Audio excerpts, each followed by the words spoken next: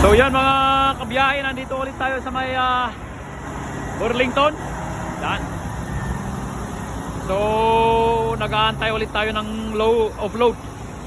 Yan ulit yung dala natin. Ito 42 tons naman to ngayon. Yan. So yan, bali nasa pila tayo ulit. Pangatlo na naman tayo sa pila. Maaga-aga pa tayong dumating dito. Pero mag-aantay ulit tayo. Iyan mga kabiyahe. Yun, malamig ngayon, -7. Pero maaraw siya, pero malamig. Iyon yung dala ulit natin ngayon. Yan. Yan, so kita niyo yung hangin natin, oh. Talagang punong-puno ng hangin yung airbag. So ibig sabihin mabigat yung dala natin talaga. Kasi ginamit lahat natin yung axle nya. 5 axle, 5 axle. So bali ito yung second na truck. Aantayin ko pa yan. Pagkatapos nung nasa dulo. Puntahan natin yung nasa dulo. Pakita natin. Kasi naka-check-in na ako. Kinausap ko na yung receiving. Sila yung nagmamando kung ilo-load ka na, i-offload ka. Pero sabi nila pangatlo ka sa pila. Yan yung dyan tayo atras. Yan pa lang yung unang truck, oh. First truck pa lang yan. Medyo matagal-tagal.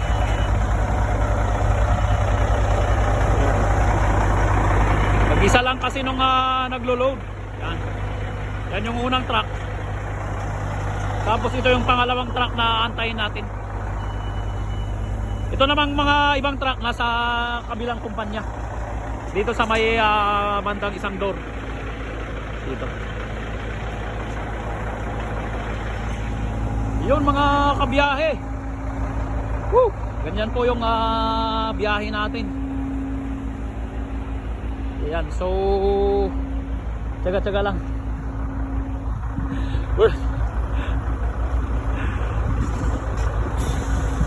We're patiently waiting, eh.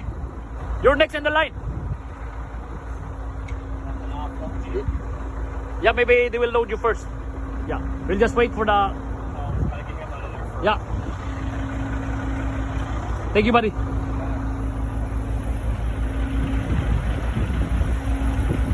Yan, so ito pupunta pa to ng Calgary. Ito. Yan yung truck natin. First come first serve kasi dito. Maaga naman tayo, hindi naman tayo pwedeng masyadong maaga. Ayan, tsaga-tsaga lang. Kailangan minsan i-send mo lahat yung mga videos, mga photo sa opisina para wala silang masabi. Kasi minsan baka isipin nila naglalaro ka lang. Kaya ginagawa ko ngayon, sinesend ko yung mga videos at saka mga pictures. Kasi makikita mo sa pictures at saka video yung oras. Yan. Yan mga kabiyahe. Salamat po sa patuloy na panonood. Yan. Keep on watching po yung Ibaloy, Ontario.